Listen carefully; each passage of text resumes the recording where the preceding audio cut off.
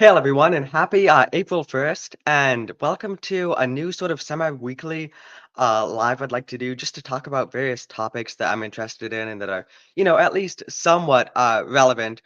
Today's being especially relevant because, it's April Fool's, and there's also a bit of a scam thing that's been happening in the Christian community involving cryptocurrency, which I'd like to cover in a second, and I'll also be talking about House of the Dragon to for the second half of this live.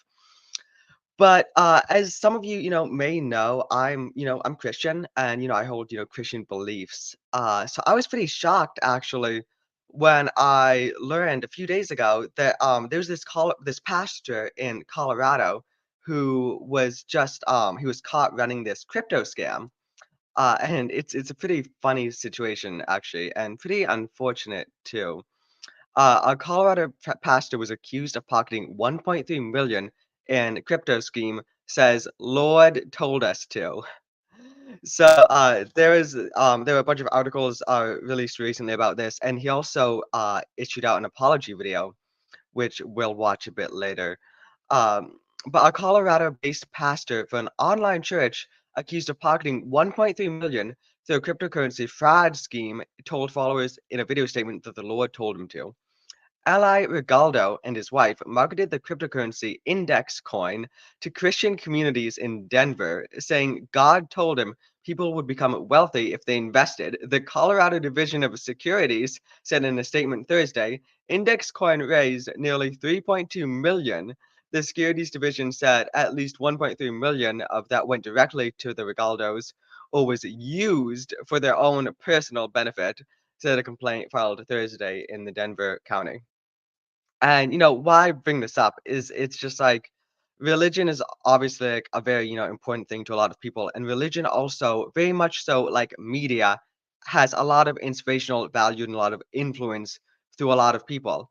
So when we get like a bad Disney show or that shits all over it, like Star Wars' legacy or like a bad Marvel movie, which, messes up and destroys these characters we care so much about, it has the same sort of effect as when there's, like a church that you follow, or a religion you follow, Christianity, for me, and when there's someone in that community that just betrays everyone's trust and does something like this. Like, what does cryptocurrency, have to do with religion? But this pastor, believed that God told him to start this cryptocurrency, so he did, and he scammed people out of 1.3 million over that actually.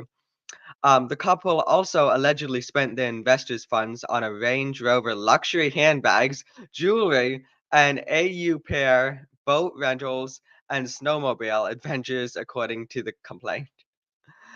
So it's just like, man, like trust and stuff. Because, like, when pastors, some of the, again, I have to equate this to modern entertainment, like shows, movies, even when you look at like writers or directors, like someone like, for instance, Dave Filoni was handed Star Wars and was trusted to make Star Wars the Star Wars that we wanted, the Star Wars that has good values, good ideas, good messages. And instead, what he gives us is shows like Ahsoka and stuff with garbage writing, terrible messages, and awful characters, which retroactively, messes everything else up. Which is very similar to someone like a pastor in, a church, someone who you trust a lot, and someone who there's a lot of respect and influence, given to, and who just does something, like this and betrays, everyone's trust. And I just want to take a quick peek at his apology video because it's something else. And I are being charged in a civil charge from the Colorado Securities and Exchange Commission for basically selling millions of dollars worth of cryptocurrency that is deemed worthless by the state. Now, the reason that they're saying that it's worthless is because there is no exit for people who have bought. There's no way to cash out. There's no value to it whatsoever. So it's just it's a complete scam, They put their money in and there's no way to make any value from it. There's no way, there's nothing, there's nothing, no way to go from there. And it's kind of it's tragic. It's sad. It's just like what we're seeing with, Star Wars. There's no way to move forward, from it. It's just man. And again, God told him to. So We launched an exchange. The exchange technology failed. Things went downhill. And from that point forward, we just been waiting on the Lord literally for a miracle. So Again, so this guy and his wife started this cryptocurrency scam, knowing full well there was no way to back out from it, no way to profit from it, no way for their followers to gain from it. And he's praying for a miracle, you know? He's praying for a miracle for the Lord to guide him because as he says, it was the Lord who told him to start this. So it's just oh man, let me just get back to his video because I just lost it. I just lost it. But 1 second. 1 second. Uh, Pastor history again. Sorry, it disappeared. Maybe it was the Lord's will to just rip his video, his apology video, straight away from me. How do you even go to history? History, new tabs, history. There we go. There we go. Colorado. There we go. Colorado. Accused of 1 million. ABC News. Okay. Here we go.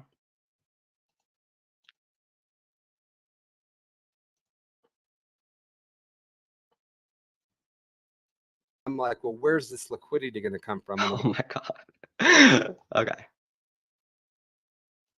we launched an exchange. The exchange technology failed. Things went downhill.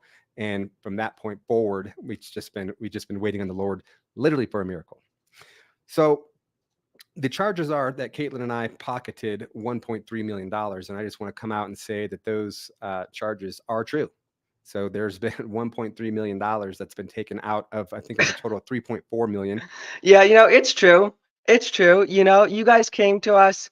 You came to me as a prophet, because you were Christians and you believed that I'd spread the Lord's word, I'd spread the Lord's messages, positively influence you, inspire you. And, then I asked you guys to invest in my cryptocurrency scam. And you did. You put in over $3 million. And you know what? I pocketed it. I knew full well there was no way out. And I took your money. And I did it. And I'm proud to say it because it was the Lord's will. But out of that 1.3, $500,000 went to the IRS, and a few $100,000 went to a home remodel that the Lord told us to do. So how Okay, sorry. Listen, listen, listen. Let's roll it back, a okay? few $100,000 went to a home remodel that the Lord told us to do. So the Lord told him and his wife to start this cryptocurrency scam, to preach it to their followers and have everyone who follows them and attends their services invest in this cryptocurrency scam. And then they pocketed all the money, they did the scam, knowing there was no way to cash out, no way for their people to invest to profit from it. And then the Lord tells them to pocket all this money and use it on a home renovation. $1,000 went to a home remodel that the Lord told us to do. So how this whole thing started is the Lord told us in 21 to walk away from our marketing company, and He said, "I'm going to do a new thing." And then He took us into this cryptocurrency. It was a different cryptocurrency other than index coin at the time. Well, that cryptocurrency turned out to be a scam. And so the Okay, Lord says, to "Give that to him." clarify, him and his wife created this cryptocurrency. So it didn't turn out to be a scam. He went in full well knowing that it was a scam and that there was no way out of it. Also, hail Vagabundo. What's up, guys? But also give them a 10x. Well, as money is coming in, we would be sowing it. And at first it was hundreds of dollars and thousands of dollars, then tens of thousands of dollars. Money would come in, we'd tithe, we sow, more money would come in. And so we were just always under the impression that God was going to provide, that the source was never ending, that God was doing a new thing, and that we had nothing to worry about. We sold a cryptocurrency with no clear exit. We did. We took God at His word and sold a cryptocurrency with no clear exit. Guys, And we took God at his word. We went out to all of you who gave us your money, who believed in me and believed in my preachings, and we took all your money and we put into this cryptocurrency knowing full well there's no exit. And God told us to use the money for home renovation. Okay. And it's like I keep equating it to modern day Hollywood. It's these people who we put our trust in, who we put our faith in to give us stories and give us, positive media. Like we've got, franchises, Star Wars, Marvel. They're being placed in the hands of people to move forward with them and to continue, telling good stories. Just like with this situation, like a prophet, someone who, his community, his Christianity community in Colorado, put their faith in him to, spread their message, to preach to them and to influence them positively.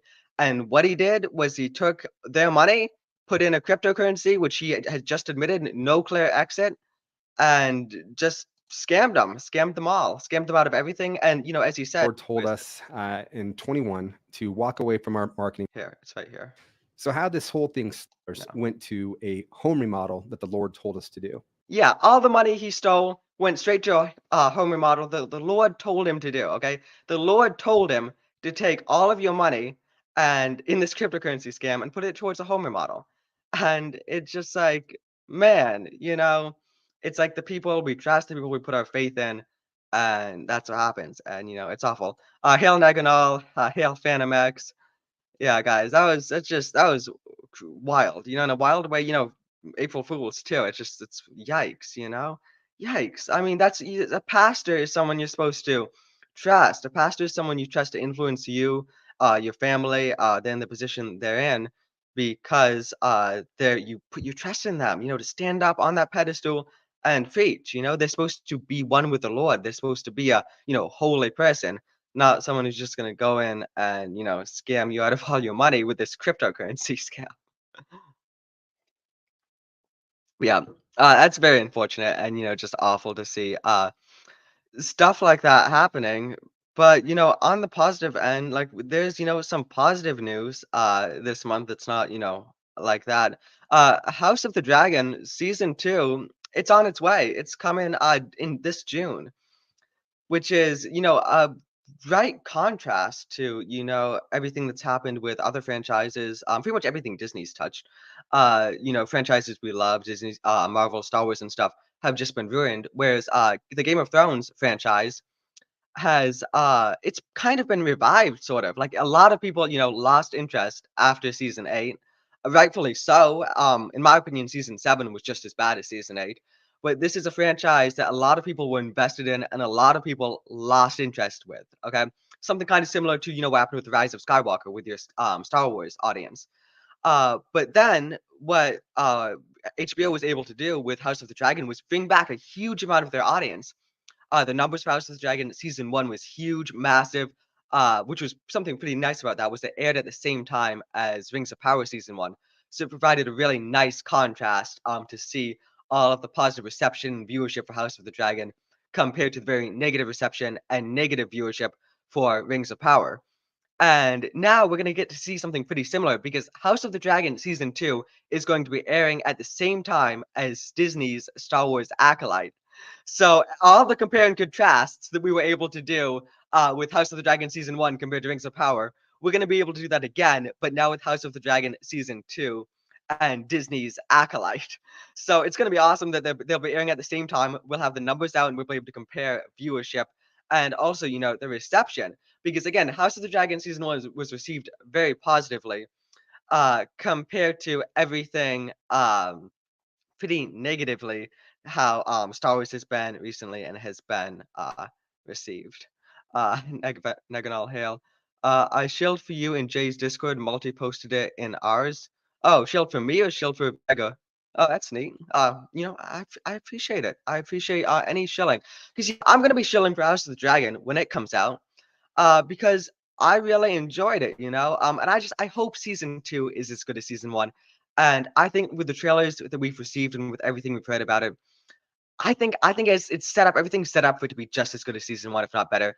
The story they're telling, I really personally enjoyed. The book, Fire and Blood, I really liked, and it's about a third of the book. Like this middle segment is what's being adapted into these. I don't know if it's 3 or 4 seasons the House of the Dragon's getting, but everything is kind of set up for it to be successful and to have that nice compare and contrast to Acolyte, which by comparison, everything is set up for Acolyte to be a complete failure. Okay, Acolyte was the trailer for that was Disney's Lucasfilm's first Star Wars trailer to be ratioed. Okay, So everything's set up for people to turn against Acolyte and really for it to really be shown and be out there what Disney has done to Star Wars and what Star Wars has become compared to House of the Dragon, which has revived the Game of Thrones, Song of Ice and Fire franchise, which people were, really let down after season 7 and 8. And also, the book fans aren't too happy with George because it's been like what, like 13 years since his last book came out.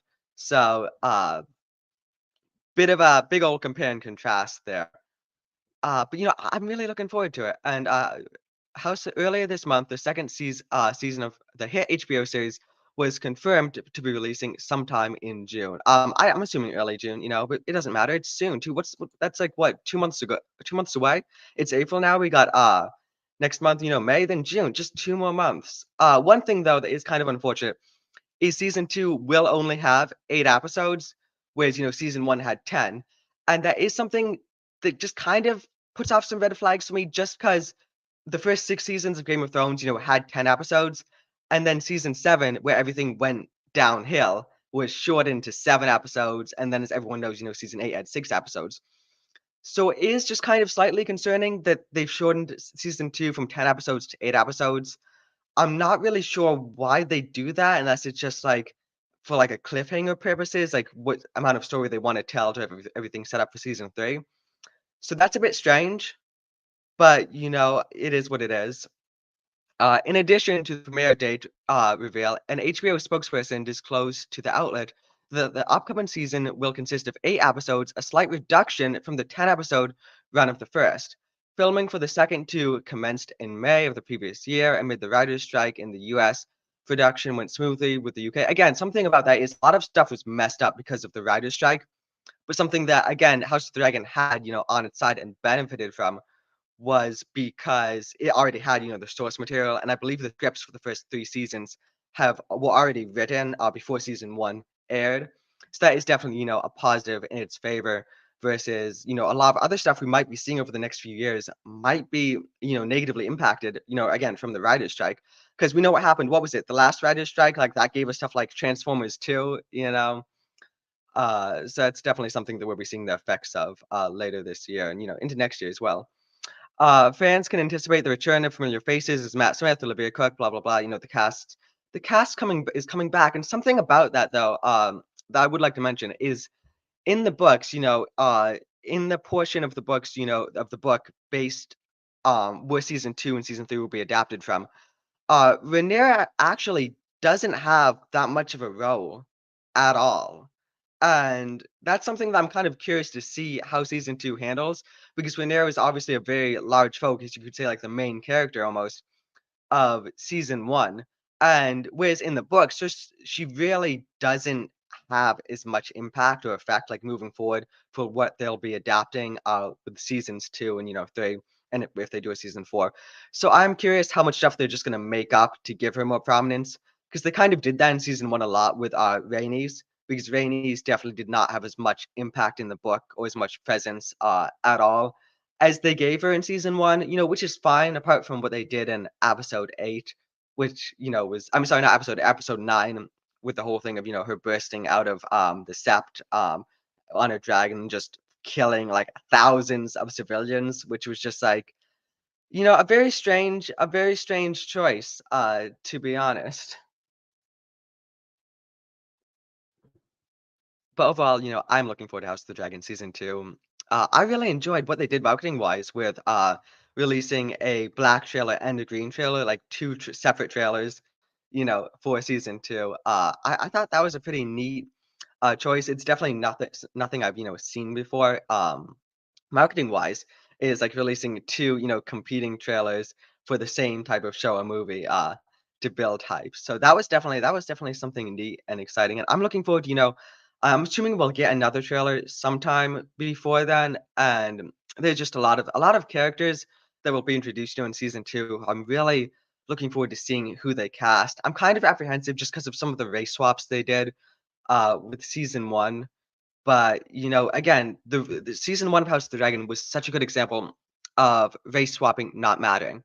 Because as long as you've got a good story, it doesn't matter as long as you have a good story and a good actor, it doesn't matter what they look like, as long as they're able to portray a good character, a well-written character in a good, well-written story, which is what House of the Dragon did in comparison to something like, Rings of Power, which they just cast people who don't look like elves as elves, some people who just look like randos off the street, and what they're doing with like Marvel and stuff is just race and gender swapping these characters.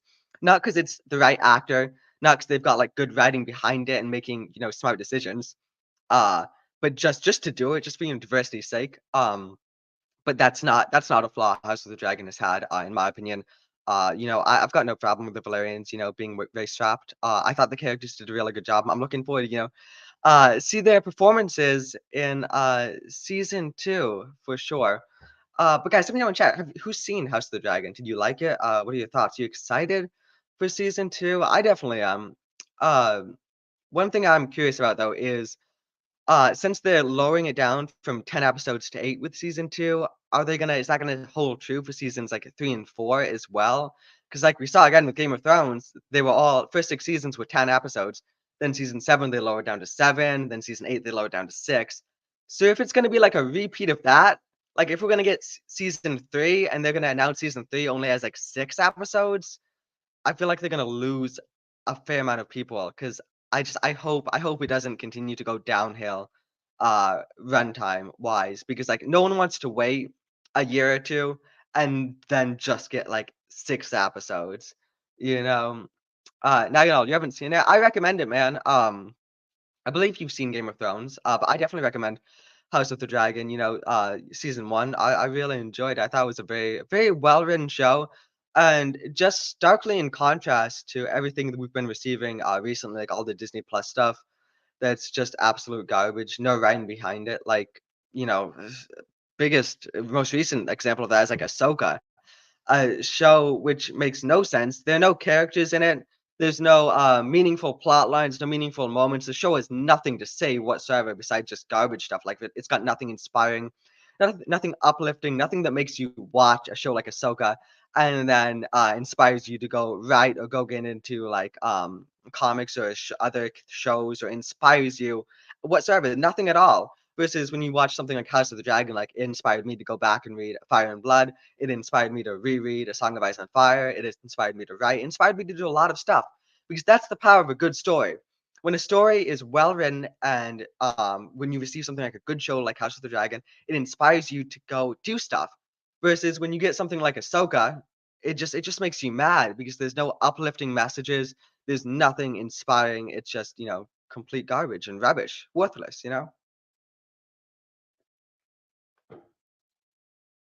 No, I haven't seen Game of Thrones either. I know it gets a ton of praise though. Yeah, I think to anyone who hasn't seen Game of Thrones, I'd recommend just watch the first 6 seasons. In my opinion, it's some of the best television out there, some of the best stories out there, and very inspiring too. A lot of inspiring characters, a lot of good messages throughout, which you can kind of take and just apply to different things. Again, meaningful storytelling is what I keep coming back to because Game of Thrones, I'd say the first 6 seasons are meaningful storytelling versus again everything we get now. The meaningful stories nowadays are very far and few between, very sparse. Sup, Chris, how you doing? Uh, but yeah, I just it's unfortunate. Like this year, I don't think we don't have much to look forward to. Like besides House of the Dragon season two, like we've got the Deadpool movie. And, like, I'd love for it to be good. I would. I think it would be great. I think it would be fantastic. I think the best thing he has going for it is Ryan Reynolds because of his ability to just improvise and his ability to be funny and keep stuff. Um, he had an influence over the first two movies, and I think that really carried over and showed through his portrayal and how much you could see how much he enjoyed the character and enjoyed those movies. So I hope that he's able to, make Deadpool 3 good. It's just like the trailer came out and like the second I saw the TVA, I was just like, TVA makes me think of that garbage Loki show, makes me think of Disney, makes me think of everything they've done. It's just like, and Deadpool 3 is a full on Disney production too. So, I mean, I'm going to go see it probably, opening weekend, and I hope it's good. I really do. But the thing is, even if Deadpool 3 is good, it's just gonna be, a good movie. That's not gonna have any effect on any kind of future Marvel projects or good movies. Like Again, we saw that with, like, Spider-Man, No Way Home, like, that was a really good movie, you know, it was Sony as well. But, just because that movie was really good, what did we get right after it? Like, Doctor Strange: Multiverse of Madness, which was complete garbage.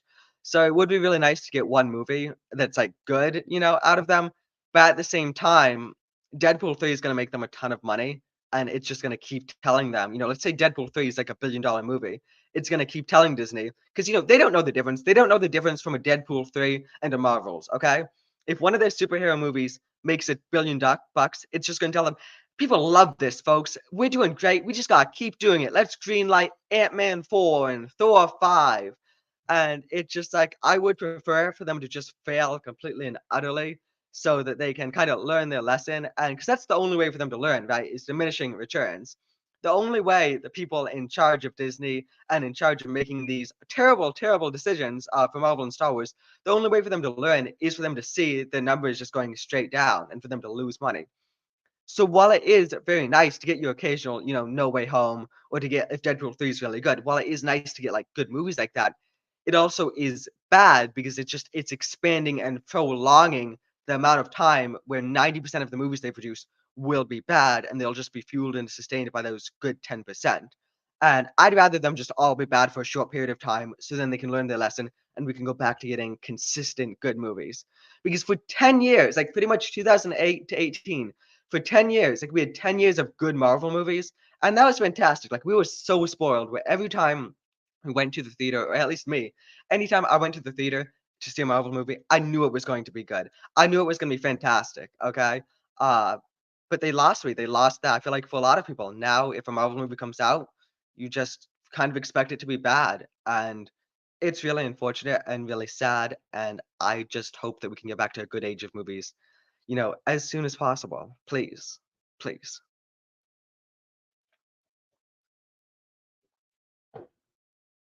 But yeah, because what else is even coming out this year? Again, this year is pretty sparse, movies and shows wise. Partially, you go because of the stuff that was going into production during COVID and how that stalled everything out, and partially as well because of the writer's strike delaying everything. So I'm kind of curious to get to the end of this year and to see how low the overall box office income of 2024 is going to be. Because, like, again, this could be our lowest earning box office year overall in a long time. Because there's not much coming down this year. Everyone, all the main companies have cut down production on their, they've have their shows, they've have their movie production. Everything's been cut down. And then on top of that, we had the writer's strike delaying things and cutting things out. We had COVID delaying things and cutting things out because again, you know, movies and shows come out like 2 to 3 years after they were put into production. So this year, everything this year that we're getting is stuff that was being made in 2020, 2021, 2022. Okay? During COVID, during the writer's strike, during the time where everything was going, everyone realized that streaming actually isn't this great thing, and they actually cut down half their in production things. So this could be one of our worst years, movies and shows wise, in a while. This could be one of the most sparse years, and one of the years where most of the stuff we get is just badly written garbage. Again, which is like unfortunate and it's awful to see. But like, what do we have besides House of the Dragon season two? Like nothing. Deadpool 3. You know, like I said, like I'd love it to be good. I just don't see it. You know, we're getting Craven the Hunter this year. Craven, they made him a vegan. Listen, I'm a vegetarian, okay? I am. It's just something I am. Why would you make Craven the Hunter a vegan? Out of all the bizarre changes, like Sony, again, it's Sony. We can't expect much, okay? They made Madam Web, they made Morbius, they're making a third Venom movie. We're getting Venom 3 before they give us like proper Tobey Maguire 4 or Spectacular Spider-Man 3. No, we're getting Venom 3 before any idea of a Spectacular Spider-Man 3. It's like it's wild. But like they're making this year, you know, Craven the Hunter, and he's gonna be a vegan. And it's like, what are we doing? Like I like the guy who they cast as Craven. He's the same guy who plays Quicksilver. I forgot his name. I think it's Aaron Taylor. He was in Kick-Ass, then he played, you know, Quicksilver in Age of Ultron. And I think he's really good casting to play Craven. But like then they just, you know, they announced a few months ago, like, yeah, our Craven the Hunter is gonna be a vegan. And it's like, he's Kraven the Hunter. That's like saying that our Venom, which, you know, who, let's not put past him. Maybe next month we'll get an announcement. Hey, Venom 3, by the way, Venom's gay or something. Like, what's the point, you know? Again, when actually no, I wouldn't put it past him. We might get, I bet we will get an article. Just saying, before Venom 3 announcing Venom's and Tom Hardy's gay relationship or something, because it's just like that's what they do now. Why make Craven the Hunter vegan? He is Craven the Hunter. His whole man. It's yeah, it's like Westwood says, like, what the fuck? Like, what's the point? What's the point? He hunted vegetables. Maybe just make him a farmer, I guess. Just yeah, make a what what are they doing? They did do the female Venom thing in the first one. Oh shoot, I didn't guys, I watched Venom 1 time like 2 years ago, and then I watched Venom 2 right after it. So I've seen them once. It's been a long time. They were like Venom 1 was like a 5 out of 10 for me. Venom 2 was like a 4 out of 10.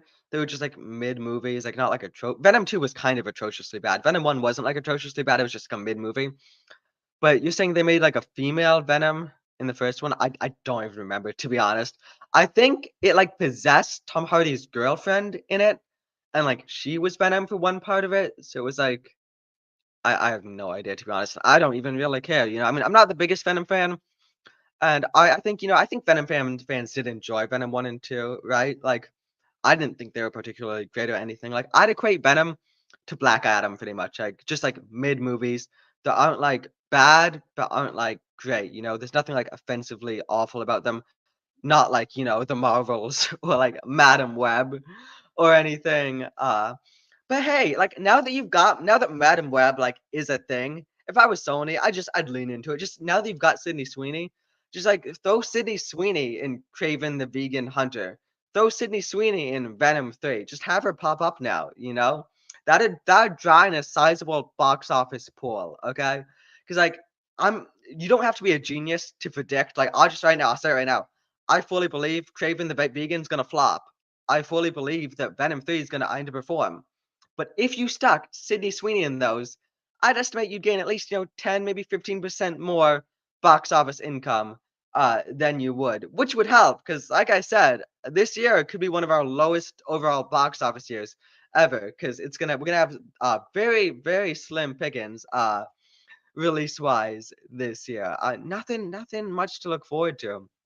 And again, this year we're only getting one Marvel movie, which is a good thing, is a good thing. That being Deadpool 3. We're not getting Captain Falcon, Brave New World, COVID Income, whatever it's called, Brave New Order.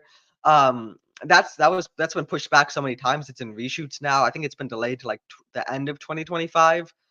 Uh, which that's going to be a disaster. But the only Marvel project we're getting this year is Deadpool 3.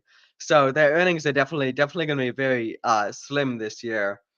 Of course, we're also getting from Lucasfilm getting the Acolyte, which is gonna be their, Star Wars is only I believe Star Wars is only release, this year as well, compared to the last few years, we've been getting what, like 2, 3 Star Wars shows, 2, 3 Marvel shows, 3, 4, 5 Marvel movies. Like, the last few years have been packed with the sludge and with the garbage, versus this year, we're just getting the Acolyte and, Deadpool 3. Like, what else is Disney? Disney doesn't have anything else coming out this year. So again, which is good. Both of those, like, Acolyte's obviously going to be complete and utter rubbish. Deadpool 3, I'd like it to be good, but it's just like you stick the TVA in the trailer, and the TVA seeing them makes me think of the Loki show. And Loki was my favorite character in all of the MCU. Okay, Loki, best character, best acting, favorite character through all the stuff, okay? So a Loki show, that should be perfect for me. I'm your ideal audience, okay? When you announce something like a Loki show, I am your ideal audience. I'm your target demographic. I'm your biggest Loki fan. And for me to absolutely hate the show and consider it to be complete garbage, you failed. I'm your ideal target. I'm Tom Hiddleston's biggest fan. I'm Loki's biggest fan. And for me to despise the show, something is very very terribly wrong. Okay. uh and then in the show we've got the TVA, and then you stick the TVA in this Deadpool trailer, which It's not promising. And again, like Loki has been Marvel Disney's best performing show, like on Disney Plus. It's received the most viewership, the most watch hours, all that stuff. But that's just because of Tom Hiddleston. That's just because people like me were so invested in Loki, they tuned in to see it. And now, like even now though, people still pray. I still see people praising and being like, well, Marvel may be dog shit, but at least we got Loki. At least the Loki show's still good. And I'm like, please, please. The Loki show was terribly written. The writing is awful. There are no characters in it. They're all flat, okay? Have nothing to them. They're all flat and static. You've taken Loki, a fantastic character with a fantastic actor being Tom Hiddleston. You've assassinated him episode 1, and then you spend all of season 1 tearing and shredding him apart and taking apart everything that made people enjoy him and just reducing him to this little soy piece of absolute nothing, which is such a hard task considering what a good actor Tom Hiddleston is. So you did that, and then season 2, you just doubled down even more. Nothing about him resembles Loki whatsoever. You've got Jonathan Majors just playing a clown. You've got female Loki and female Jonathan Majors, Renslayer, whatever her name is, just running the show. You got Owen Wilson. I don't even know why Owen Wilson is in it. Okay, and then you got like short stuff, or short the Indiana Jones kid. But again, the writing is awful. Everything about season 1 and 2 of Loki is awful. If you watched Loki and enjoyed it, I'd ask you, please think back. Think about Loki, the character we see in like Avengers 2012. Think about that Loki, and think about the writing, in those movies, and then think about what you got in the Loki show, and ask yourself, is this good? Does any of it make sense? Are the characters consistent? Is this showing us a good, inspiring story with good writing? I don't think so. Uh, I don't think so. They took my favorite character and they trashed him, and it sucks. That's when the Loki show came out. That's when they lost me. We had WandaVision, which I liked. I liked the first half of WandaVision. I thought really fell apart in the second half. I was incredibly disappointed by Black Captain Falcon and Winter Soldier, and then Loki hit 2020. The Loki show I'd been anticipating for so long. I was so hyped for it. They lost me, man. They lost me. And I was their prime. I was their prime person. I was the biggest Loki fan. I was the biggest Tom Hiddleston fan, and they lost me. So if they lost me, imagine how many of you out there who didn't even care for Loki so much, who they lost. And again, I'm sorry. I know that was a tangent. I know that was a ramble, but that's just going off of when I see the TVA. When I saw them in the trailer for Deadpool, I was just like, no. Seeing the TVA makes me think of the Loki show, makes me think of what they did to my favorite character, makes me think of how Marvel is dead. And it's really sad. It is sad and it is a tragedy. Like, that's what this stuff is. That's what modern storytelling is, a tragedy.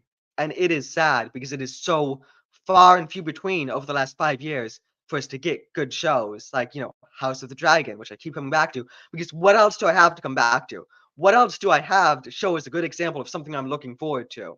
You know? Nothing. They just keep giving me garbage, giving me sludge. Something that I had been looking forward to throughout last year was Invincible, season 2. I really enjoyed Invincible season 1. And season 2, for anyone who doesn't know, it's like an animated superhero show on Amazon Prime. And the first half of season 1 aired last fall in November. And then what they did was they cut in half without telling anyone. So they only gave us 4 episodes, one airing each week on Amazon Prime. And then they delayed the second 4 episodes and only just now started releasing them a few weeks ago. So they put like 4 months in between Invincible season 2, in between episodes 4 and 5, after we've already waited 2 years since season 1. It's just like, you lost me. You lost me. It's like the choices they're making is bizarre and it doesn't make any sense to me whatsoever, which is, why I'm here talking about it, trying to make sense of it. Like Craven the Hunter, you're making him a vegan. Why? Like, make it make sense? And unfortunately, it doesn't make sense, and it sucks. Just like that pastor taking his community's money and just putting it right into a crypto scam because he says the Lord told him to. It's unfortunate. 100%. I don't give a fuck about Invincible now. Yeah, I don't get why they did it. Like, everyone cared about it. I was invested in it, you know. I really liked season 1. I was excited for season 2, and then they didn't even announce before that they were gonna do this. They just did th they just after season episode 4, they announced then, after episode 4 aired, that, "Hey, we're gonna take a little break before giving you episode 5." They didn't even give us a release date. They just gave us episode 4, it releases, you know, one episode releases a week. Week 4 of the show airing comes around after episode 4. They released this article or whatever announcement saying, "Hey, we're gonna wait a while before giving you episode 5." No release date given. They just say, "Hey, it's gonna be a while." And it turned out, well, yeah, 4 months passed, and then they aired episode 5, and I guess I watched episode 5 and episode 6. I guess episode 7 is coming out this Thursday, I think, or maybe it's episode 8 coming out this Thursday. But it's like I feel like they lost such a huge amount of their audience by doing that. And it doesn't make much sense either. Like if I guess if the second half of season 2 was not ready, then just delay season 2. Don't release half of episode 1, then wait 4 months before airing the second half. Why? Just push the whole of season 2 back, you know? It would have been fine. Just start releasing season 2, you know, like they did last month, instead of doing what they did. And especially not announcing it either. I feel like that got a lot of people upset that no one knew. People were just waiting and expecting episode 5 to come out, and then like a week passes and 2 weeks, then months, and it's like, hey, we're actually gonna wait for months before giving you episode 5. And it doesn't make much sense at all, especially like even from like a money making standpoint, because that's why they're doing it. You know, obviously they're doing it to make money. They want to make money, and it doesn't make sense. I mean, maybe they're trying to hold on to the Amazon Prime subscribers. Like, hey, stay subscribed for an extra 5 months if you want to see the next one episode of Invincible. Maybe I don't know. And another thing Amazon's done on Amazon Prime is now they're giving you ads, even though you're paying for Amazon Prime. You're getting ads, so now you have to pay like an extra $3 to not get ads, which brings you up to like 18 a month or something. Which is just, it's like, why even bother? Especially if you're not even gonna give us a full season of a show. Especially if you're just going to give us a 4 month break in the middle. Uh, you know, it doesn't make too much sense. But yeah, again, so like as I said, all the stuff we're getting is garbage. But listen, folks, if you want a good story, okay, if you want a good story, listen, I'm not the best at segues. This is the best I got. But yeah, again, if you want a good story, today is the last day of the first 2 books in my Forging Valorant series being on sale for just 99 cents. Today's the last day of the sale. I was able to put them on sale for 99 cents each for the last week, which was really cool. Took a lot of hard work, actually, believe it or not, behind the scenes for me to actually get Amazon to do it because they're very strange about allowing sales and promotions. But books 1 and 2 are on sale for just 99 cents. Because book 3 is on pre-order and releases this Thursday. So if you want to grab books 1 and 2, a good, well-written story devoid of all this nonsense I've been talking about for the last 40 minutes, then there you go. Because tomorrow they're going to go back up to $4.99 each. And you know, why pay $4.99? Why give me $4.99 when you could just give me 99 cents? Again, not that I'm getting $4.99 or 99 cents anyway. Amazon's taken like 70% of my profits. But you know, it's whatever. If you want a good story, there you go. The link's right in the description. Because you know, I gotta try and give you a good story. Because again, for the last 40 minutes, we've been talking about all this garbage that doesn't make any sense. And you know, I wish that we were getting good movies. I wish we were getting good shows, but we're not. So I know I've been spending a lot more time of my free time. Like it's right, everyone in their life, we have a certain amount of time allocated when we're not working or not like socializing, but we just want to sit back and relax. And I used to spend that time watching shows and movies. Now that we're not getting any of those, I've been listening to way more audiobooks and reading a lot more when I'm not writing. So, you know, there's still good books out there, and I think my books are well written. Be the judge of them for yourself. That book 1 in Forging Balance is 99 cents. So not much of a gamble there, spending 99 cents on something versus, you know, giving Disney or Amazon like 20 bucks for a 1 month subscription to watch something like The Acolyte or Ahsoka. I mean, I know I'd rather give my 99 cents to an author I enjoy, which is, you know, what I do and why I listen to audiobooks and read books instead of giving the money to these places. Chris says it's time to sell the seven C's when it comes to the TV now.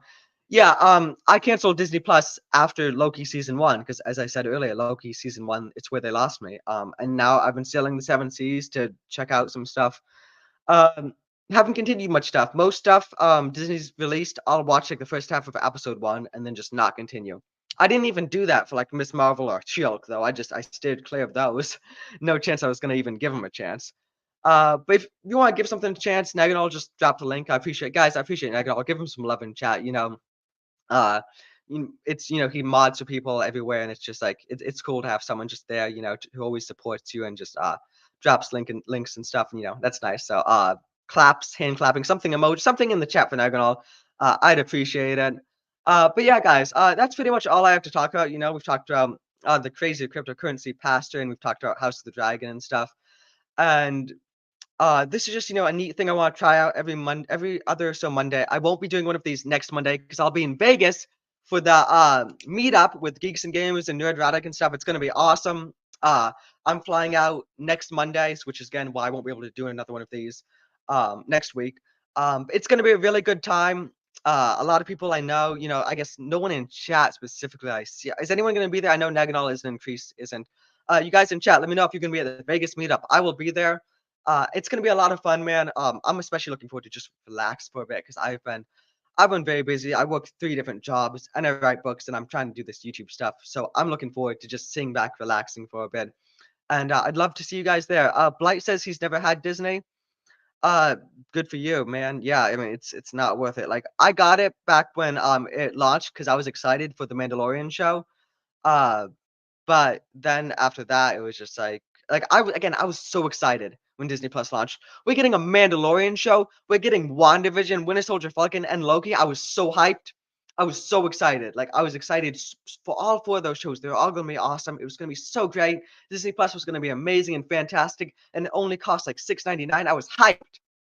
But then all went to shit. And there's another universe where all that stuff was good, but that's not the universe we got. Service was planning to, but something came up. Shoot, sorry about that, man. There's always next year. But yeah, guys, I'm excited. I'll be in Vegas next week. It's gonna be a good time. I'd love to see you guys there, chat, have some fun. But yeah, it's gonna be fun. But for now, this was fun. I'll definitely do it probably Monday after next Monday, since I'll be in Vegas next Monday. But Mood Swing Monday, just random idea I came up with.